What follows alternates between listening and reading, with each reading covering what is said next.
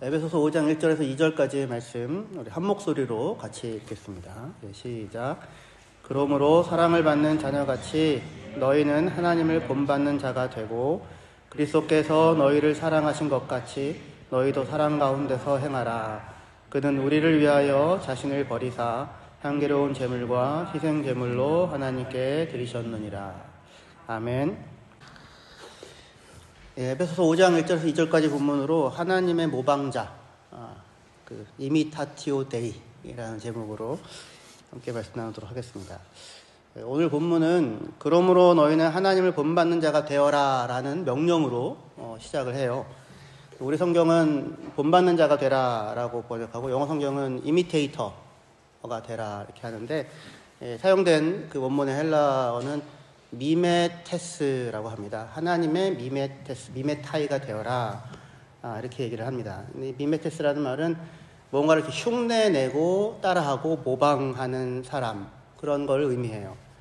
그래서 본문은 그러므로 여러분들은 하나님의 모방자가 되십시오, 뭐 이렇게도 얘기할 수 있을 것 같아요. 보통 모방이라는 말은 좀 약간 부정적인 느낌으로 사용되지만 여기 지금 오늘 제가 설교의 맥락에서의 모방은 그런 부정적인 것이라기보다는 이렇게 중립적이고 오히려 약간 긍정적인 차원으로 좀 얘기를 하려고 합니다. 모방이라는 말이 한자어잖아요. 모방. 근데 이제 모라는 말은 모형, 모범이라는 그 말에서처럼 어떤 본받을 틀거리나 본을 의미하고요. 방이라는 말은 그 본보기를 따라서 실제로 행하는 것, 그런 것을 나타내는 편입니다. 그러니까 모방이라는 말을 이렇게 정리하여 표현하면 내가 닮고 싶고 따르고 싶은 어떤 모델을 따라서 그 모델처럼 나도 실제로 행해보는 것, 그런 것을 나타내는 말이 모방이라고 할 수 있을 거예요. 그래서 오늘은 그런 의미에서 하나님의 모방자가 되십시오 라고 하는 이 명령을 함께 살펴보려고 합니다. 사람은 누구나 모방을 하면서 살아가고요. 그리고 모방을 통해 무언가를 배우게 됩니다. 저 같은 경우에는 이게 자동적으로 이루어지는 편이어서 어떤 모습이 좋아 보이면 저도 모르게 그걸 하고 있더라고요. 특별히 이제 아이들은 부모를 보고 배우고 형제와 친구를 따라하면서 배우고 성장해 갑니다. 특별히 둘째는 첫째가 하는 거의 모든 것을 따라하죠. 승우가 하는 거 연우가, 그죠? 네. 이웃집 토토로라고 하는 그 영화에 여동생 메이는 언니 사츠키가 하는 걸 전부 다 따라합니다. 말도 계속 따라하죠. 똑같은 말을 계속 따라하죠. 저희 딸들도 둘째 유나는 그렇게 미나를 많이 따라 했었습니다. 근데 좀 더 크니까 또 이제 안 따라 하더라고요. 그런데 이런 모방을 잘 들여다보면 모방을 하게 하는 욕망, 따라하게 하는 그런 욕망 안에 나도 누구처럼 되고 싶다라고 하는 그런 마음이 있는 거예요. 언니가 책을 읽으면 동생도 옆에 앉아서 책을 읽는 신용을 합니다. 물론 3살짜리인 동생은 아직 책을 읽을 수가 없습니다. 하지만 책을 읽는 언니 옆에 앉아서 동생도 책을 읽는 신용을 합니다. 언니를 모방하는 거죠. 정말로 책을 읽고 싶은 건가요? 그게 아니라 책을 읽는 언니처럼 되고 싶은 거죠. 프랑스의 문화 철학자라고 할 수 있는 르네 지라르라고 하는 사람이 있습니다. 발음을 잘 해야 됩니다. 지라르. 근데 이 지라르라는 사람은 배경이 기독교적인 배경을 갖고 있고요. 중간에 무신론자가 돼서 떠났다가 자기 본래 철학을 연구하면서 다시 기독교 신앙을 갖게 돼요. 르네 지라르라고 하는 사람이 문학 작품 속에서 등장하는 그 등장인물들을 분석하고요. 그래서 그걸 통해 사람의 욕망이 어떻게 다른 누군가처럼 되고 싶다라고 하는 그런 욕망에 의해 자극을 받게 되는지를 욕망의 삼각형이라고 합니다. 욕망의 트라이앵글을 통해서 아주 설득력 있게 보여주는데요. 이 삼각형 그림이 이렇게 있죠. 욕망의 삼각형이란 이런 겁니다. 그 사람이 무언가를 욕망하여 그것을 갖기를 원할 때 정말로 그걸 갖기 원해서 욕망하기보다는 그게 아니라 그것을 갖고 싶은 그 욕망을 자극하는 어떤 경쟁자가 옆에 있어서 그가 갖고 있는 것을 나도 갖고 싶다라고 하여 욕망을 하게 된다는 거예요. 예를 들어서 어떤 아이가 이제 장난감 로봇을 가지고 싶다는 그런 욕망을 가진다고 할 때 분명 갖기 원하는 욕망의 대상은 장난감 로봇처럼 보여요. 하지만 그냥 밑도 끝도 없이 장난감 로봇을 갖고 싶어가 아니죠. 유치원에 갔는데 누가 갖고 온 걸 보고 나도 갖고 싶어 그렇게 되죠. 그죠? 그래서 그 장난감을 가지고 노는 어떤 친구입니다. 사실 이 아이는 그 장난감을 가지고 노는 그 친구처럼 되고 싶은 거예요. 근데 이 사실이 그 아이에게는 숨겨지고 그냥 나 장난감 로봇 사줘 이것만 안고 부모에게 이야기를 하게 되죠. 하지만 그 장난감 로봇을 가지게 되면 그 아이가 그걸 갖고 세상을 다 얻은 것처럼 잘 놀까요? 그렇지 않죠. 잠깐 놀다가 유치원에 다른 아이가 장난감 공룡을 갖고 오면 장난감 공룡 사줘 이렇게 되죠. 장난감 로봇은 버려지고. 그러니까 정말 그 장난감을 원하는 게 아닌 거예요. 그것을 가지고 노는 그 아이처럼 나도 그렇게 되고 싶어 이런 거죠. 그러니까 놀이동산에 아이들이 헬륨 풍선을 가지고 다니는 것을 보고서 나도 그거 풍선 사줘 했다가 공원 밖에 나오면 풍선 들고 다니는 것이 귀찮아지는 것과 비슷한 겁니다. 사람들은 자기가 정말 그거를 원한다고 생각하여서 나는 그것을 욕망해 라고 착각하지만 사실은 다른 누군가가 그것을 욕망하는 것에 내가 자극되어 나도 그것을 욕망하게 된다는 겁니다.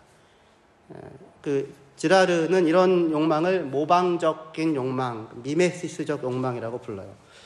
그래서 이 지라르라는 사람에 따르면 사람의 욕망은 자기 안에서 그냥 이렇게 뭔가가 생겨나는 게 아니고요. 무언가에 자극받아서 타인의 욕망에 자극을 받아 그 사람의 욕망을 모방하는 방식으로 형성된다는 겁니다. 그래서 이 사람은 단지 다른 사람의 어떤 행동만을 모방하는 게 아니고요. 그 누군가의 욕망을 모방하여 나도 욕망을 하게 돼요. 근데 이거는 아이뿐만 아니라 어른들도 마찬가지입니다. 누군가가 뭔가를 사면 나도 그걸 갖고 싶고, 누가 하나 가지면 다 갖게 되는 거죠.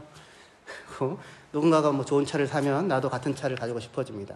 특별히 이렇게 가까운 서클이 좁을 때, 뭐 같은 직장이든지, 그런 사람들 가운데서 누가 뭔가를 하면 나도 그것을 하고 싶어지는, 이걸 욕망의 동조, 같은 욕망을 나도 갖게 되어지는 이런 현상은 서로 간에 경쟁을 낳고 경쟁을 넘어 갈등과 나중에 폭력으로까지도 이어질 수 있습니다.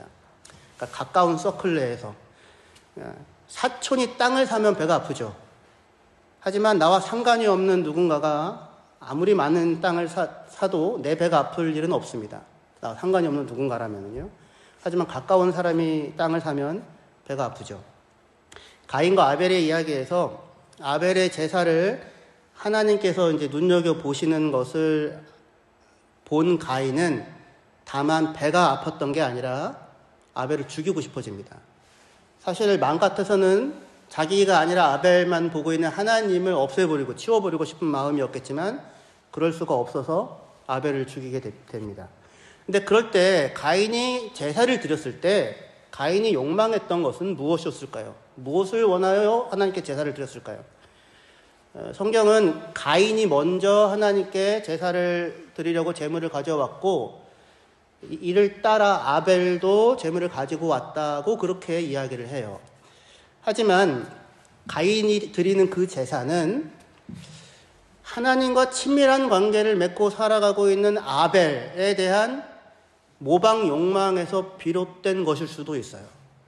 그가 친밀한 관계를 가지고 있는 것을 보고 나도 이렇게 되는 거죠. 하지만 가인이 욕망했던 것은 하나님과의 친밀한 관계가 아니라 다른 것이었던 겁니다. 그래야 그는 다만 아벨에게서 자극을 받고 그의 욕망을 모방한 것이죠. 근데 하나님께 거절당했다고 느끼자, 만약에 그가 정말 하나님과의 친밀한 관계를 욕망했다면 거절당했다고 느꼈을 때 어떻게 해야 돼요? 하나님을 더 찾아야죠. 그죠? 근데 그렇게 하지 않고 아벨을 제거하게 됩니다. 이런 이야기들이 성경에 굉장히 많아요. 야곱과 에서의 이야기, 또는 요셉과 형제들의 이야기 속에서도 이런 모방 욕망을 따라 이해할 수 있는 이야기들이 굉장히 많습니다. 문제는 서로가 서로의 욕망을 욕망하면서 서로의 욕망을 서로가 담게 돼요. 그래서 이 사람이 이 사람처럼 되고 이 사람이 이 사람처럼 되면서 서로가 가까워지고 무차별적이 되는 상황이 이르게 됩니다. 그래서 모두가 동일한 것을 욕망하게 될 때, 그 사회는 폭력적이 될 수 있습니다. 야곱과 에서가 똑같이 장자권과 축복을 욕망하죠. 동일한 것을 욕망합니다. 그래서 야곱은 에서를 속이고 그리고 에서는 야곱을 죽이려고 하게 되죠. 마찬가지로 요셉과 야곱의 다른 이제 아들들도 마찬가지인데요. 요셉은 아버지 야곱의 사랑을 받고 있었고 다른 형제들은 요셉과 아버지 사이에 있는 친밀한 사랑을 욕망합니다. 하지만 그에 이를 수가 없게 되자 요셉을 나쁜 놈이라고 만들어 놓고는 그를 종으로 팔아버리게 되죠. 무엇처럼 되고 싶다라고 하는 이런 모방 욕망이 인간의 욕망에 대한 유일한 설명은 아니라고 할지라도 그것이 인간의 욕망에 있어서 매우 중요한 요소라고 우리가 말할 수 있다면 그러면 이런 그 파괴적인 것으로까지 나아가는 모방 욕망에서 우리는 어떻게 벗어날 수 있을까요? 누구처럼 닮고자 하는 모방 욕망을 억제하라가 그 성경이 얘기하는 게 아니고요. 다른 그 본받아야 할 대상을 제시하는 것이 성경입니다. 바울은 오늘 본문에서 명확한 답을 하나 주는데 그것은 하나님을 모방하는 자가 되라라고 하는 거예요. 에베소서 5장 1절에 우리 같이 한번 같이 읽어보시면 좋겠습니다. 시작. 그러므로 사랑을 받는 자녀같이 너희는 하나님을 본받는 자가 되고. 바울은 우리에게 다만 너희는 도덕적으로 좋은 사람이 되라고 말하지 않고 하나님을 본받는 자가 되라고 그렇게 이야기합니다. 하나님의 모방자가 되어라 라는 말이죠. 우리가 하나님을 본받아야 하는 이유는 우리가 하나님의 사랑을 받는 그의 자녀이기 때문입니다. 우리가 하나님의 사랑을 받는 그의 자녀이기에 하나님은 우리에게 너희는 너희 아버지인 나 하나님을 본받아라 그렇게 말씀을 하십니다. 짝퉁이 되라는 얘기가 아니고요. 말 그대로 하나님을 닮으라 라고 하는 말입니다. 우리는 하나님의 형상으로 지어졌죠. 그렇기 때문에 우리 안에는 하나님의 성품을 닮은 DNA가 있는 겁니다. 사실 우리들뿐만 아니라 모든 사람이 다 하나님의 형상으로 지어졌기 때문에 그 모든 사람들 안에는 하나님의 영광스러운 성품의 흔적들이 남아 있습니다. 문제는 사람이, 범죄한 인간이 자기 머리에서 하나님을 치워버리고 스스로가 하나님처럼 되겠다고 그렇게 나서면서 하나님을 치워버리고 스스로가 하나님처럼 되겠다고 나서면서 본받고 모방해야 할 대상이 사라져버렸다고 하는 거예요. 본받고 살아갈 아버지가 없는 거죠. 자기 머리에 하나님을 치워버렸으니까요. 저는 제가 34살 정도 때 제 아버님이 돌아가셨거든요. 65세 위암으로 2006년도에. 근데 그때 아버지가 돌아가셨을 때 제가 이제 일기에 썼던 짧은 한 문장이 있습니다. 그건 뭐냐면 이제 내게 더 이상 아빠는 없다는 거였어요. 더 이상 나에게 아빠는 없다. 너무 크게 사실은 느껴졌었습니다. 하지만 지금도 제 기억 속에는 아버지의 여러 모습들이 생생하게 남아 있습니다. 그리고 저희 아버지는 제가 본받고 따르고 싶은 저의 모델이에요. 그런 아버지가 저에게 있다고 하는 것이 얼마나 큰 복인지 모르겠습니다.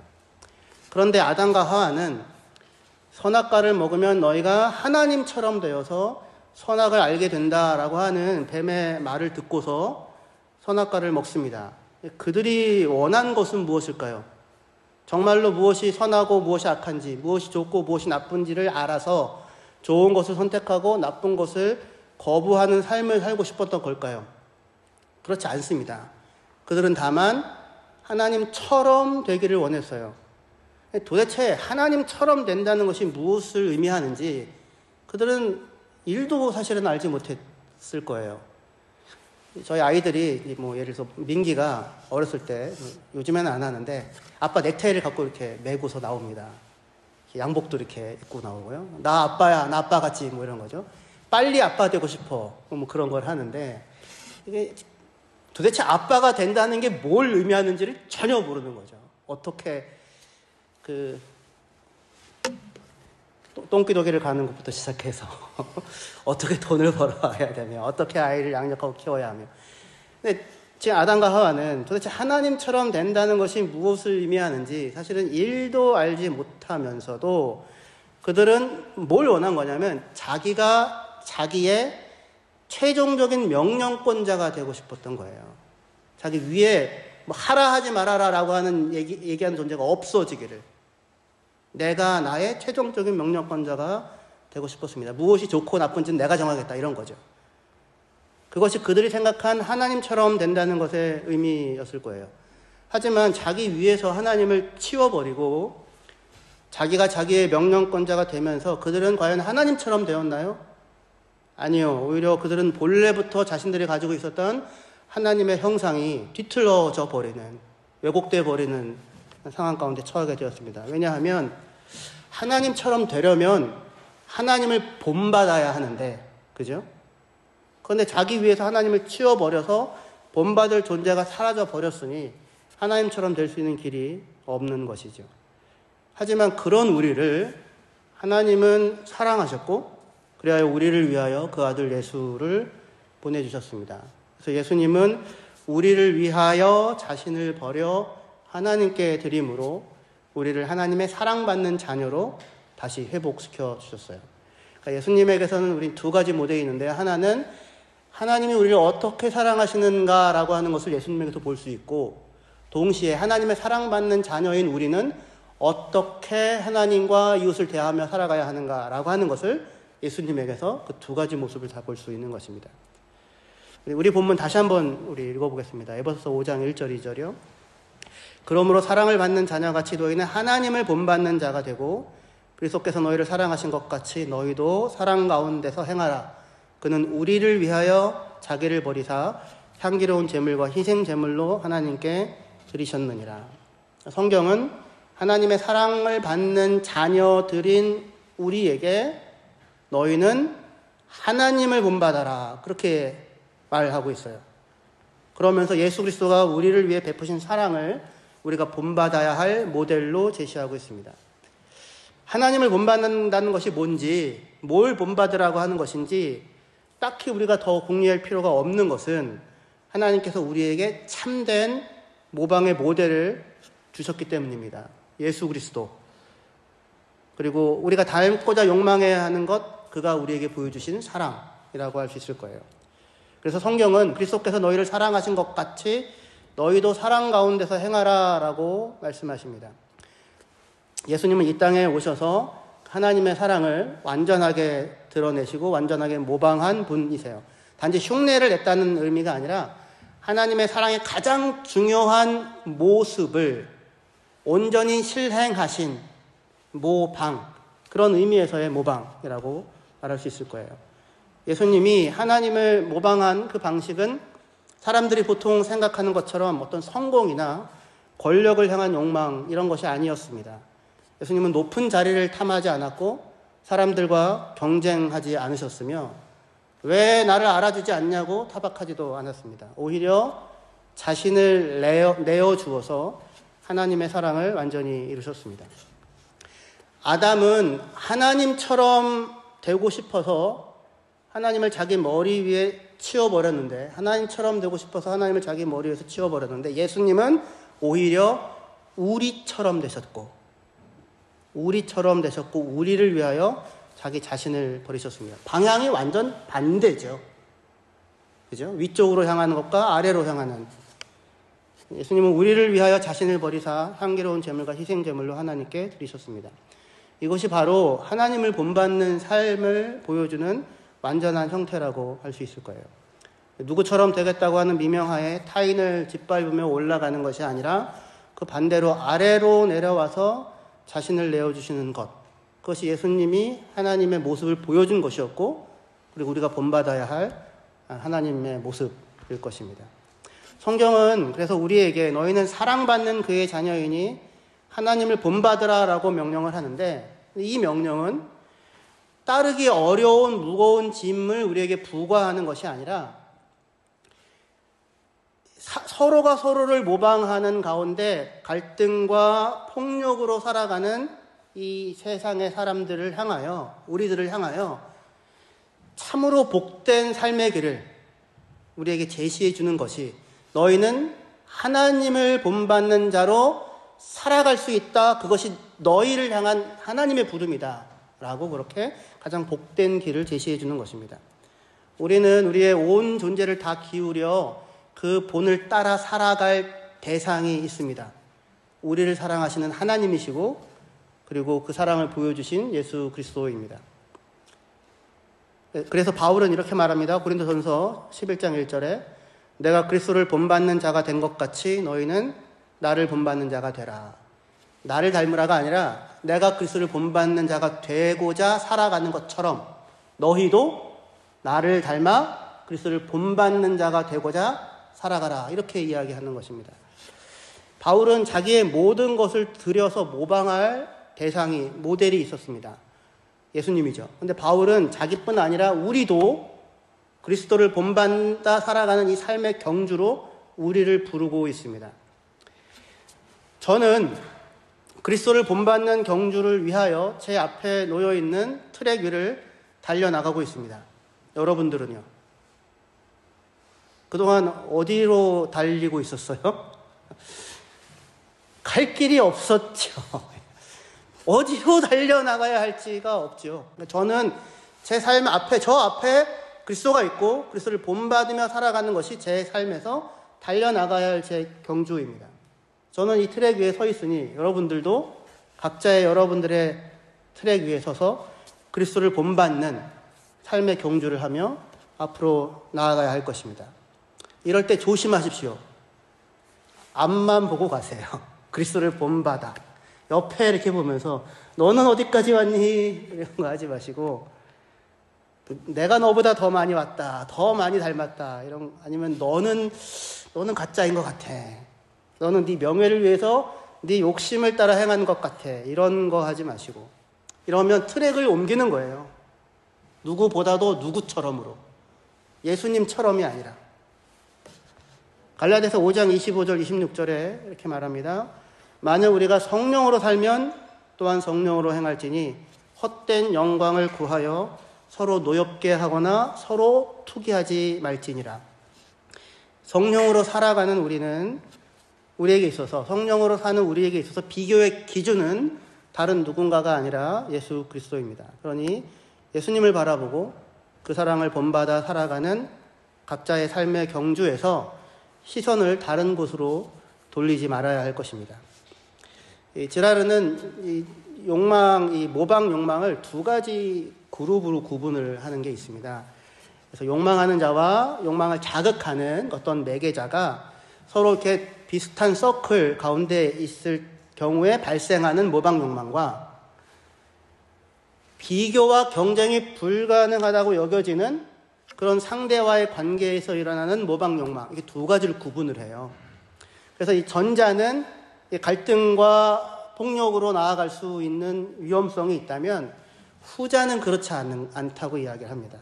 이걸 각각 내부 매개, 외부 매개 이렇게 부르는데요. 예를 들면 이런 겁니다. 같은 직장 내에서 동료가 무언가 능력을 나타내서 인정을 받으면 이 경우 나도 그 사람처럼 되고 싶다라는 그런 욕망이 경쟁을 낳게 되고, 경쟁이 격화되면서 갈등을 넘어 폭력으로까지 발전할 가능성이 있습니다. 직접적으로 물리적 폭력을 가하지 않더라도 불꽃 같은 눈으로 상대방의 약점과 단점을 찾아내고는 그곳으로 그를 깔아내리고 뒷담화하고 하는 형태의 심리적 폭력을 행하게 될 수 있습니다. 하지만 욕망하는 대상이 이렇게 같은 집단 내에 가까운 곳에 있는 것이 아니라 비교가 불가능할 정도의 대상이 내 욕망의 모방의 대상이라면, 예를 들면 축구를 하는데 메시, 비교의 대상이 아니죠. 노래를 한다면 김혜창 집사님. 뭐 감히 비교의 대상이 아니죠. 경쟁심이 안 생겨요. 예. 나도 저렇게 되고 싶다 뭐 이런 거죠. 음식을 한다면 뭐 최dom순 권사님 뭐 그런 거죠. 그래서 우리는 이런 비교가 불가능한 어떤 대상을 놓고 그를 담고자 할 때 우리는 비교와 경쟁을 놓고 말 그대로 그분처럼 되고 싶다라고 하는 소망을 가질 수 있습니다. 그런데 만일 우리가 누구처럼 되고 싶은 대상이 예수님이나 하나님이면 그러면 그분처럼 되고 싶다는 우리의 욕망은 결코 경쟁이나 시기로 나아가지 않게 될 거예요. 만일 우리가 정말로 예수님을 본받고자 하는 마음이 있다면 말이죠. 사실 우리에게는 이런 두 가지 욕망이 모두 작동합니다. 서로를 모방하여 경쟁하는 가운데 누구처럼 되고 싶다고 하는 그런 형태의 모방 욕망과 그리스도인이니까 그리스도를 본받아 하나님을 닮고자 하는 그런 또 다른 우리의 소망이 있을 것입니다. 첫 번째 욕망이 파괴적인 방향으로 가지 않으려면 우리는 항상 그리스도를 본받아 하나님을 닮은 자로 살고자 하는 이 소망 가운데서 날마다 살아가야 할 것입니다. 본래 야곱은 에서의 장자권을 탐내서 자기가 에서처럼 되고 싶었습니다. 그래서 수단과 방법을 가리지 않고 에서처럼 되고자 장자권을 속여서 갖게 되지요. 에서가 가만히 있을 수가 없죠. 이에 분노하여 야곱을 죽이려고 합니다. 이 과정에서 두 형제는 원수가 되고 그리고 야곱은 도망자의 삶을 살게 됩니다. 이 세상에서 종종 만나게 되는 모습입니다. 그런데 수십 년이 지난 뒤에 야곱이 에서를 다시 만나게 됐을 때 야곱은 이전과는 다른 모습을 나타내는 것 같습니다. 야곱은 에서 앞에서 자기를 낮추고요. 종이라고. 그리고 선물을 일단 보냅니다. 그리고 이 과정에서 야곱은 하나님과 만나 씨름을 하고요. 그리고 씨름하는 가운데 하나님과의 관계 속에서 자신이 누구인지를 하나님과의 관계 속에서 발견합니다. 그는 야곱, 사기꾼 도둑놈이었지만 이제는 하나님의 복을 받은 이스라엘이 그게 나다라고 하는 사실을 알게 됩니다. 그렇게 하나님과의 관계에서 자기가 누구인지를 알게 되자 형의 것을 취하여 내가 복을 누리겠다던 그의 움켜진 손이 펴지게 돼요. 그는 오히려 자신을 낮추어서 형에게 7번 절을 하면서 내가 형에게서 취해 가진 바 나의 복을 형이 가지소서라고 그렇게 에서에게 말을 하게 됩니다. 자기를 위하여 형을 이용하던 자가 형을 위하여 자기를 내어주는 자리에 서게 됩니다. 섬기는 자가 큰 자다라는 사실을 알게 됩니다. 야곱이 예수님을 본받는 자리에 서게 돼요. 요셉과 형제들도 마찬가지고 사울과 다윗도 마찬가지입니다. 형제들의 시기와 폭력에 요셉이 흔들리지 않았고요. 그리고 다윗이 자기를 죽이려고 하는 사울의 폭력 앞에 분노와 억울함의 희생자가 되어지지 않을 수 있었습니다. 어떻게 그랬을까요? 요셉은 자기를 죽이려고 했고 자기를 종으로 팔아버렸던 형제들을 오히려 용서하고 그리고 그들을 위로하며 돌보는 자리에 섭니다. 예수님을 본받는 자리에 서 있는 거죠. 예수님과 같은 모습. 그리고 다윗도 자기를 죽이려고 끊임없이 시도하며 자기를 미워하던 사울. 자기를 죽이려고 했던 것도 고통스럽지만 끊임없이 자기를 미워하는 사람이 있다고 하는 것이 얼마나 큰 고통입니까? 그런데 그런 사울을 다윗은 그가 하나님의 기름 부음 받은 자다라고 하는 그 이유로 그를 이스라엘의 왕으로 대접합니다. 다윗은 단 한 번도 사울과 왕권을 놓고 경쟁하지 않습니다. 사울은 다윗과 왕권을 놓고 경쟁하잖아요. 다윗은 그렇게 하지 않아요. 왜냐하면 그는 오직 하나님만이 이스라엘의 참된 왕이심을 믿고 살고 있어요. 누가 왕이 되느냐가 문제가 아니에요. 하나님이 이스라엘의 참된 통치자이고 참된 왕임을 알고 있습니다. 그래서 사울에게 쫓겨 도망하고 억울하고 원통한 일을 겪으며 광야에서 노숙을 하면서도 다윗은 하나님이 자신과 온 땅을 다스리는 참된 왕이심을 믿고 그 모든 시간을 건너갑니다. 그렇게 다윗은 십자가 앞에서도 하나님을 믿고 나아갔던 예수님을 본받는 자리에 서서 살아갑니다. 우리도 마찬가지일 것입니다. 우리 본문 다시 한번 같이 읽었으면 좋겠습니다. 에베소서 5장 1, 2절이요. 같이 읽겠습니다. 시작. 그러므로 사랑을 받는 자녀같이 너희는 하나님을 본받는 자가 되고 그리스도께서 너희를 사랑하신 것 같이 너희도 사랑 가운데서 행하라. 그는 우리를 위하여 자신을 버리사 향기로운 제물과 희생 제물로 하나님께 드리셨느니라. 사랑을 받는 자녀이니 하나님을 본받아라.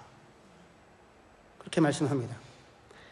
예수께서 우리를 사랑하여 우리를 위하여 자기를 버려 우리처럼 되시고 우리의 모든 죄와 허물을 당신이 짊어지시고 당신이 가지고 있는 모든 귀한 것을 기꺼이 우리에게 주어 누리게 하셨던 것처럼 우리 또한 예수 그리스도를 본받아 하나님이 내 곁에 붙여주신 한 사람, 어디 멀리 보지 마시고요.